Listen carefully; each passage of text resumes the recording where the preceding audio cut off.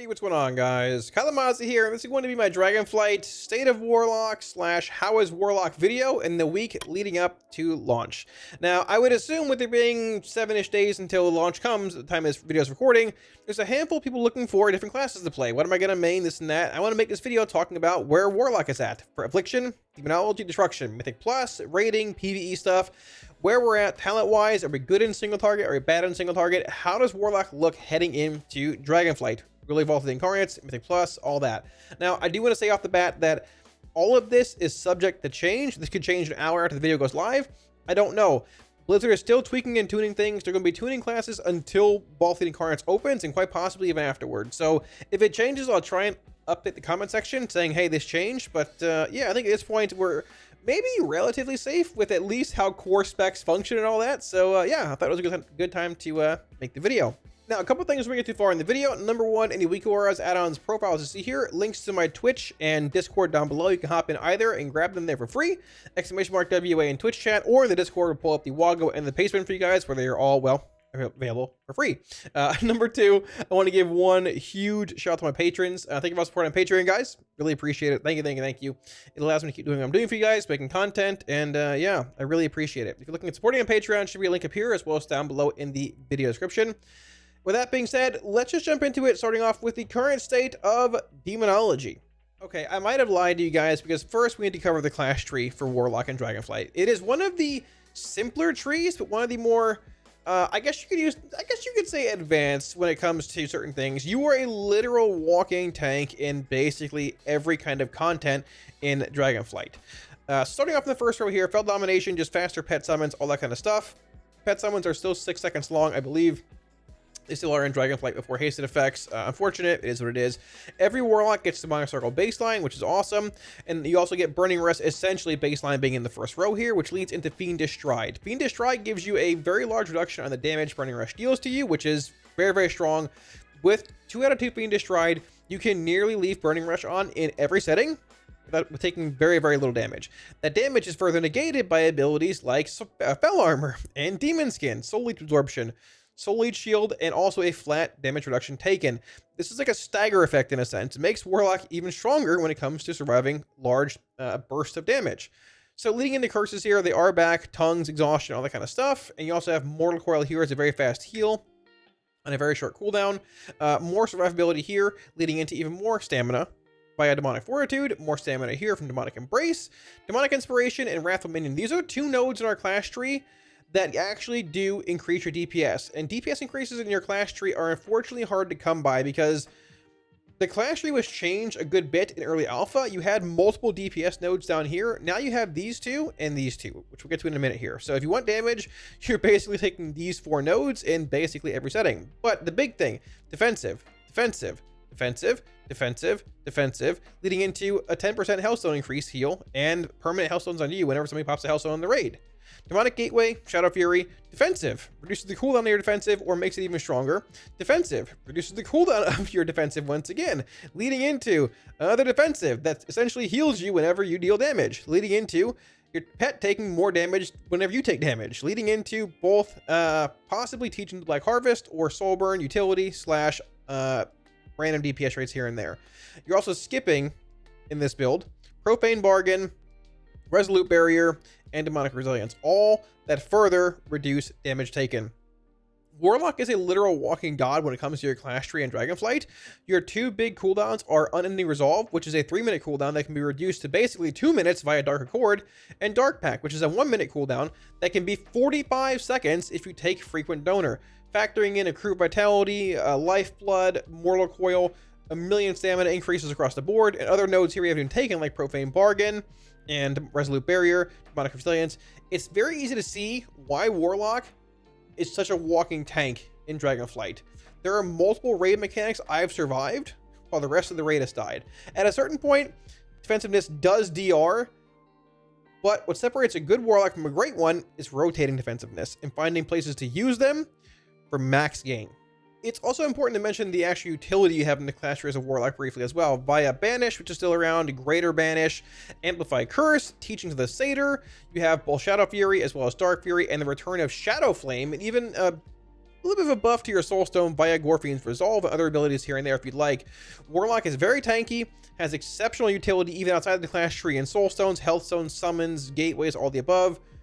You basically bring everything as a Warlock in Dragonflight. You are a Swiss Army knife of utility and survivability thanks to your class tree. So when it comes to Demonology in Dragonflight, Demonology currently, at the time of this video being recorded, 11:20 at 4 in the morning, looks to be the best spec in Mythic Plus for Warlock and Dragonflight, as well as probably the best raid spec overall. I do think you'll end up playing every spec in the raid. What Demonology brings to the table, Destruction and Affliction cannot really bring to a certain extent. Now, when it comes to Mythic Plus, Demonology has a very strong damage profile via Implosion. You have Fellstorm / Demonic Strength here, Fell Might for more Fellstorms, Grimoire Felguard for AoE Fellstorms, Guillotine, multiple damage amps to your actual Felguard via Anilian Training, via Felon Steel, via Entoran Armaments, a third dog, being a Dreadstalker, which is further amplified by FTS, Dreadlash, Carnivorous Stalkers, other dog-based effects like Dread Calling, Imp Gang Boss giving you large imps to implode. Demonology's damage profile is very, very synergistic. Multiple talents build off one another. FTS, Dreadlash, third dog, Hand of a Demonic Meteor, Rift from the Portal. They all bring a very good single target-esque profile, a very good stacked AoE cleave profile, and Guillotine builds even further upon that, being an 8-yard radius, I believe currently still, and giving you a large stack cooldown every 45 seconds, in addition to your Demonic Strength. Now, we are still playing Tyrant with Grand Warlock's design. Demonic Consumption is gone, it is now Reign of Tyranny. However, Reign of Tyranny is very bad and undertuned, so we're mostly opting for a faster Tyrant via Grand Warlock's design. What Demonology brings to Plus is a very short cooldown based spec, with Tyrant being a minute still, a strong stat cleave profile, and I'd say average to slightly above average single target. It's nowhere near as bad as Affliction in Mythic Plus when it comes to single target. Not as good as Destro playing the sort of universal build, which we'll look at in a minute here, but it is still a very well-rounded spec, and I'd say currently filming this video, one of, if not, the best range contender for a Mythic Plus kind of meta-based setting. Now, if you're looking at playing more of a single target based build of Demonology, let's say in Raiding, for example, well, Demo can cover you there as well. You have very similar talents here. You still have Grimoire Felguard, your third dog, you have the Felon Steel damage amps, Anilian Training, all that, but you shift out of the right side of the tree here into more of the left side of the tree, going into Nether Portal, Nerzul's Volition, and Gul'dan's Ambition. This gets you the actual Pit Lord, and this is what makes Demonology very powerful, taking that Pit Lord, amplifying it by casting Vile Fiend, Grimoire or Felguard, multiple pets via Hall Dreadstalkers, one shard hand Gul'dan spam, even some degen stuff with Soulburn cast, and giving you just that strong 3-minute damage profile via Nether Portal. Now, the downside with this build is that Portal is a 3-minute cooldown that takes a lot of precise / precarious cast sequencing to optimize around. But outside of that, you still have your 1-minute Tyrant, which can keep just average damage up a good bit. You still have your Entoran Armaments, most of your damage amps, you know, once again via Felon Steel, Anilian Training, still have very strong Fellstorm effects, and the build just brings a very strong single target damage profile. If you're factoring in an ad, grab Implosion. If you're not, put this point in Power Siphon, put it somewhere else where you want. You can even work in Demon Bolt builds if you want, via PS, Power Siphon, grabbing Fel Covenant, maybe even putting 2 points in Stack Souls here, giving you a hybrid build of playing Nether Portal, Demon Bolt build, and the Pet build. Demonology is exceptionally customizable. As far as rating is concerned, I'd probably put it in the A- tier, which will depend on how fights end up shaking out, tuning-wise, where classes end up landing tuning-wise, all that kind of stuff. I'd say Demonology, rating, looking at an A- kind of tier, not taking into consideration the class tree and its throughput. In Mythic Plus, probably A, quite possibly S, depending on end tuning.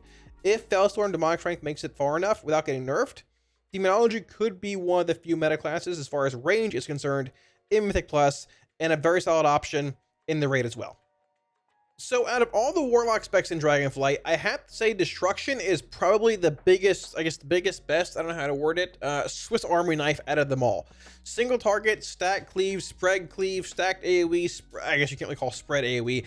Any kind of scenario that you're in, Destruction can be tailored to do that, which is incredibly strong. The problem is that you can't really do them all at once in an exceptional manner, because certain nodes like Cataclysm, which share a spot with Inferno, are sort of abilities that you sort of want together in the same setting, but this is the world we live in. So when it comes to Mythic Plus, I'd say Destro was looking at probably like B tier kind of performance. maybe B+-ish.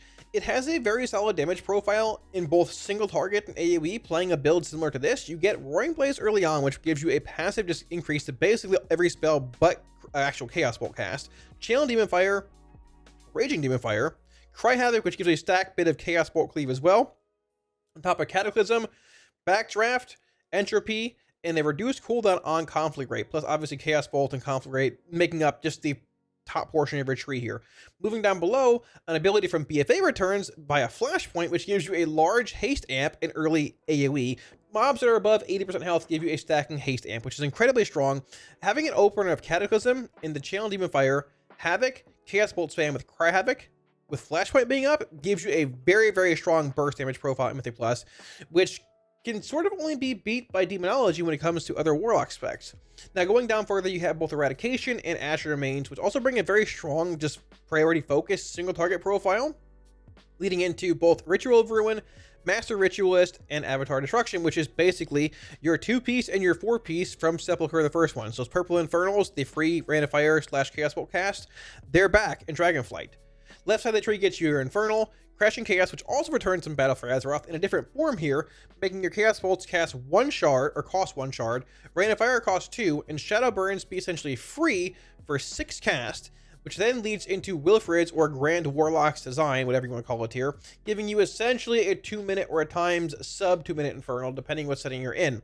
Your final trait here is rounded out by a Madness of Azek here, which affects Chaos Bolt, Rain of Fire, and Shadow Burn now, which is actually just insane.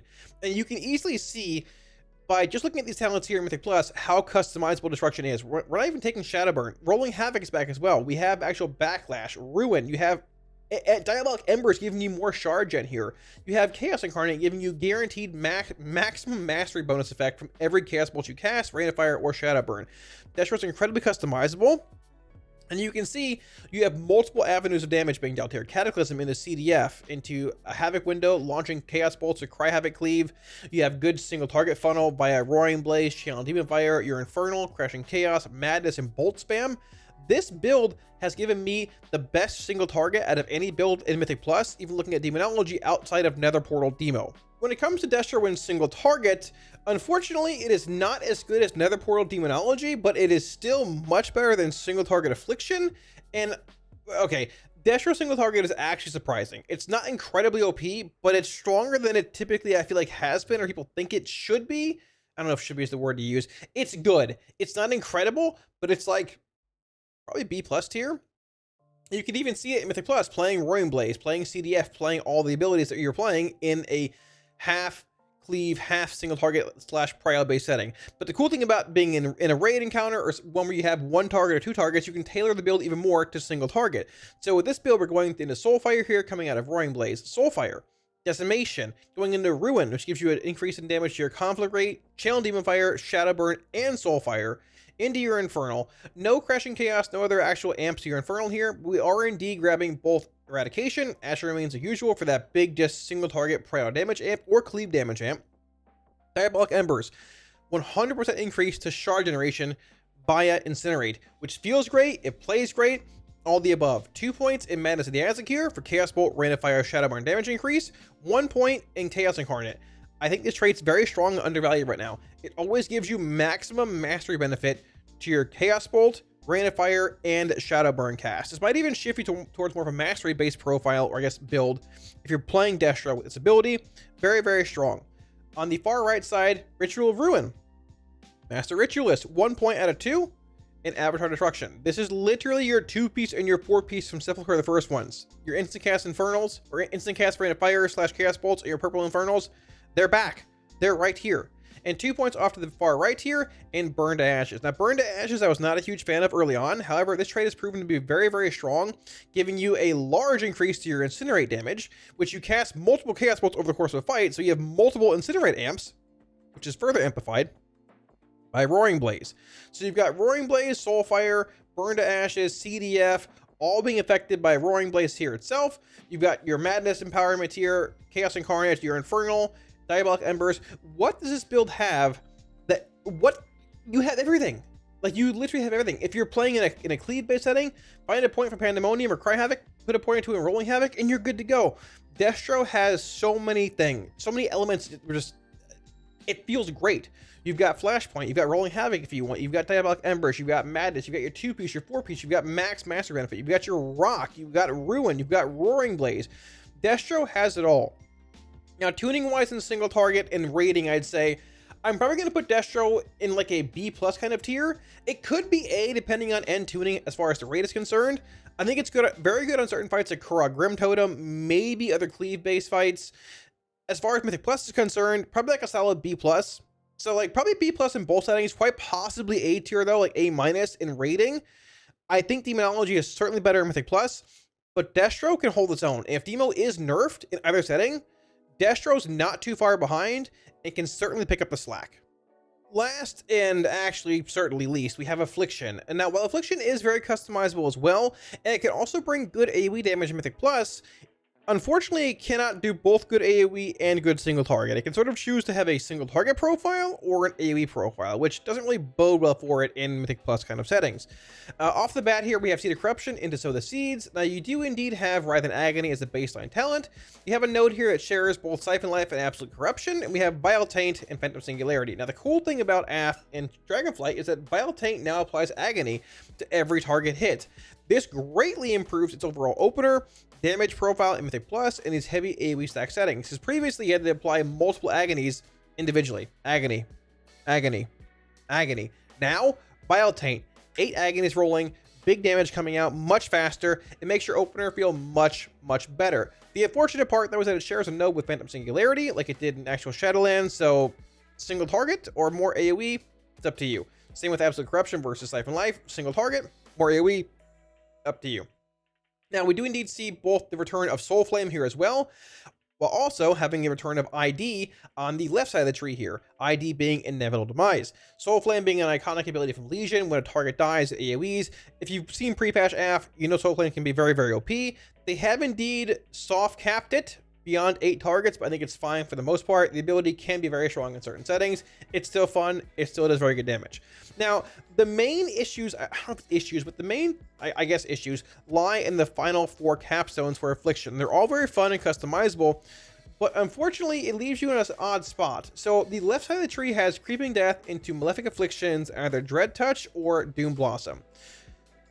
Next to it, we have Haunt, Seize Vitality, and Haunted Soul, which gives you a 20% damage amp to all your dots, essentially everywhere, if you have Haunt active. And you have Tormented Crescendo in the middle, which is like, you know, free Rapture cast, right? Moving on to the more right side, you have Dark Lair, which is known from Shadowlands before. It's Dark Lair.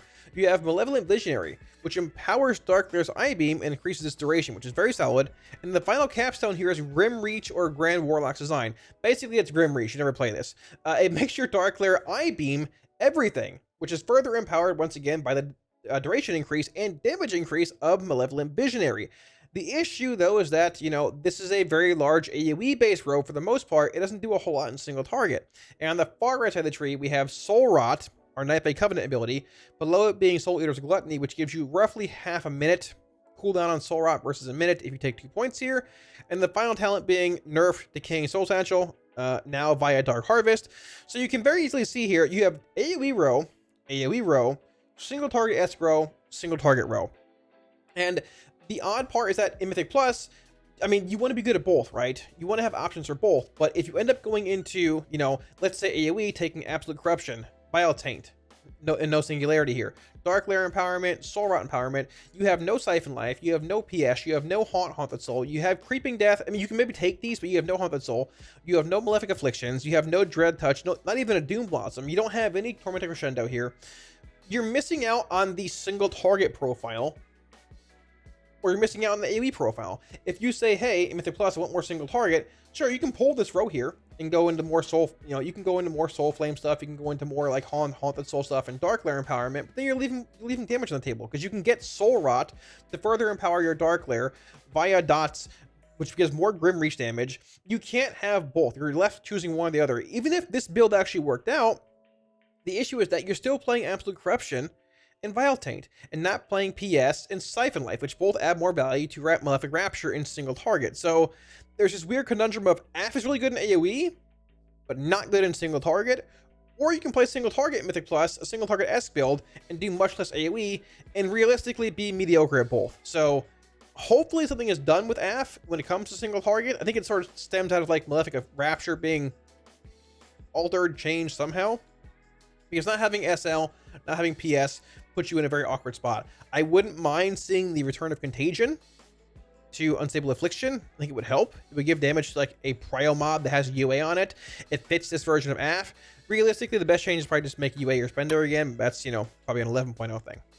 Now, when it comes to Affliction in more of a raid kind of setting, sort of similar, but a bit different.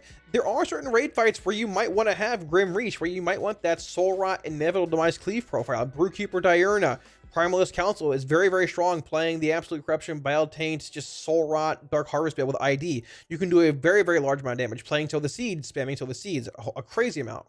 If you're looking at more of a single target profile though, this is more or less where you'd start. Playing Haunt, Haunted Soul, Crescendo, Creeping Death, Malefic Afflictions, Dread Touch.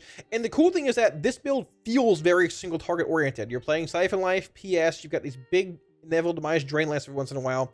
Shadow's Embrace, Drain Soul, Soul Tap, Creeping Death, UA damage increase, dot damage increase, dot damage increase, your Dark Glare, Pandemic Invocation feels bad, but it is what it is, Soul Tap. But unfortunately, when it comes to actual single target, Affliction is very undertuned right now. It even got buffed a few days ago, and it feels even worse than before the buffs. I'm not sure what happened, but it is substantially behind Demonology, and it is behind Destruction by a decent bit as well. And the unfortunate part is that it's a hard spec to buff because you can't just say, okay, well, buff Rapture. Because, I mean, yes, that would help, but at the same time, Rapture is your AoE spender. In a sense, it can be, as well as your single target spender. If you buff Siphon Life, okay, that's where it helps in single target, but I mean, you're playing ACM Plus, you're playing Biotitan Plus, so it doesn't help that build Mythic Plus at all. So they sort of put themselves in a spot, Blizzard, where like, it's hard to tune Affliction with it being based around Rapture. It's certainly possible, and there are ways to do it. But with Affliction's current tuning at this stage in Dragonflight Beta, I don't really expect it to be played in very many settings in a competitive single target environment. Chances are high you'll play a build maybe like this, going into like, you know, Dark Glare, big Grim Reach value for like cleave-based fights like Primalist Council, maybe even Brewkeeper Diurna. But when it comes to actual, like just, hey, we're playing AF in the raid because it's good, chances are pretty low that's going to happen. I give AF overall probably a C-, like quite possibly, I'd say certainly D tier in single target. If you're factoring in like a couple fights in the raid where you can spam seed and like spam to the seeds and spam seed, like, just spam seed and spam Dark Harvest and all this stuff here, you can maybe give it like a C+. On those fights, it'll be good, but they're very, very niche settings, which is the perfect description of Affliction. It is very, very good in niche settings, but universally, overall, it is very subpar. Thanks for watching, guys. I hope this video gave you all a better understanding of just how Warlock looks heading into Dragonflight. Yeah, T-minus 7-ish days until then. I'm overall pretty happy with Warlock. Talent trees are all very customizable. They're like, there's builds that are good in single target, stat cleave, spread cleave, AoE, council.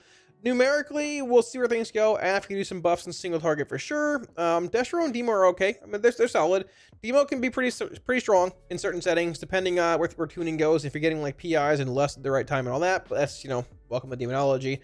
And yeah, overall, I'm pretty happy with Warlock. I'd say we're one of the better casters, if not the best. Probably one of the better ones. It depends where Mage lands, and I think BM's doing pretty well too. We're certainly up there.